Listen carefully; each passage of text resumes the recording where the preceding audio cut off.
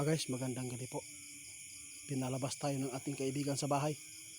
Ngayon mayroon pong emergency ipinapaabot kaibigan. Kinikilabutan po ako dito dahil tungkol po ito sa nakita nilang impormasyon. Ipinapahanda tayong lahat ng ating kaibigan ngayon. Dahil sa lumalang kaguluhan doon sa Iran at US. Diyos ko kaibigan. Bakit po? Ano po ba ang nakikita po ninyo? Para ginakabahan ako dito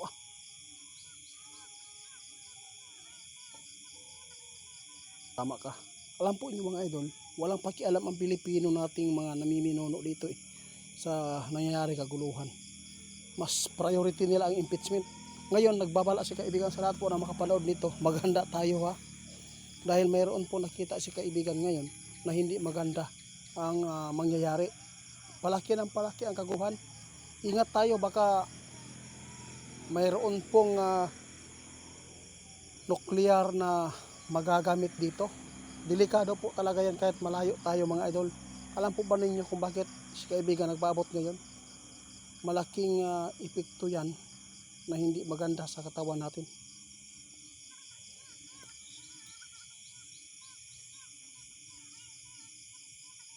Grabe Ito po ang nakita ng ating kaibigan. Palala ng palala. At lalagi pa itong kaguluhan mga idol.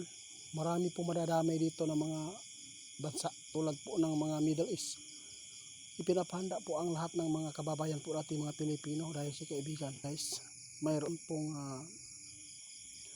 nakuha impormasyon na hindi po niya masabi. Basta sabi natin kaibigan, kailangan po makapaghanda tayo ng mas ba.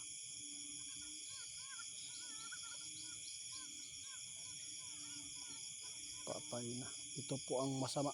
Mas lalong darating ang krisis. Guys, kayo na lang bahala maghusga guys. Pinalabas ako sa bahay ng ating kaibigan para dito ipaabot kasi maingay doon sa loob.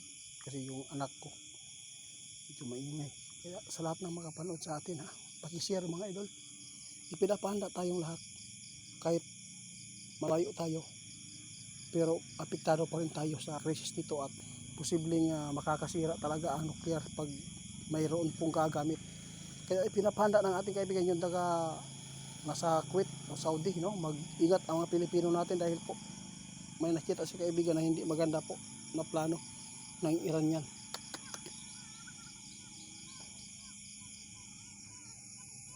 Sige kaibigan.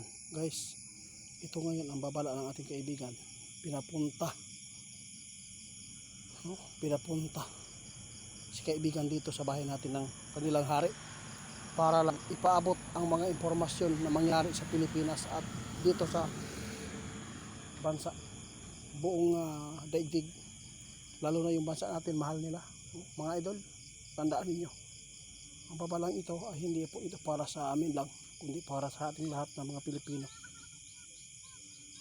Tama ka, nakikita ng ating kaibigan, wala pong pakialam ang mga namiminuno. Yung presidente natin hindi po talaga nakialam, walang paghahanda. Grabe guys, pinakabahan na talaga si kaibigan sa mangyayari sa mundo, palala na ng palala. Pasensya na kayo mga idol, naputol ninyo.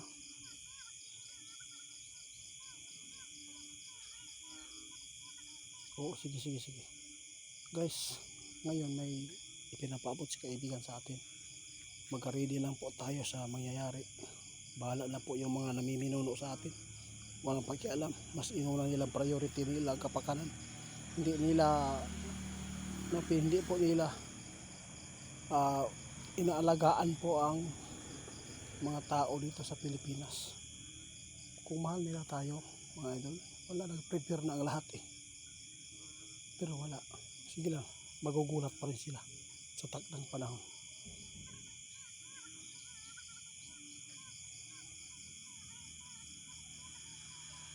Tama ka. Sige lang daw mga idol. Si kaibigan umalis na mga idol. Ako lang ang magbibigay sa inyo ng dagdag na pagpapaabot. Ngayon si kaibigan, emergency daw talaga ito. Kaya nabala kasi kaibigan mga idol, baka mayroon pong gagamit ng nuclear. Na bahala si kaibigan. Kaya maghanda lang po tayo yung mga OFW natin taga nasa Middle East, maghanda po lagi ng mga kinakabahan ako ito mga idol. Marami akong mga kababayan po doon, saka marami akong mga kapinsan doon. Mayroon akong kapatid doon mga idol. Kinakabahan ako talaga. Bigat, magmas lang po mga idol para ma-preparal talaga. Sayang po ang buhay natin dahil lang sa tao. Mga idol, si kaibigan natatakot po sa mangyayari sa hinaharap dahil palapit na ng palapit po ang malaking kaguluhan. Mag-impact tayo ng mga pagkain at tubig. Mas lalo pang marami pong mahihirapan sa hanap buhay dito. Sobrang mahal sa mga bilihin mga idol. Lalo sa gas. Ingat-ingat na lang mga idol, parang nawawala yung mga busis ko dahil sa ipinapaabot ng ating kaibigan.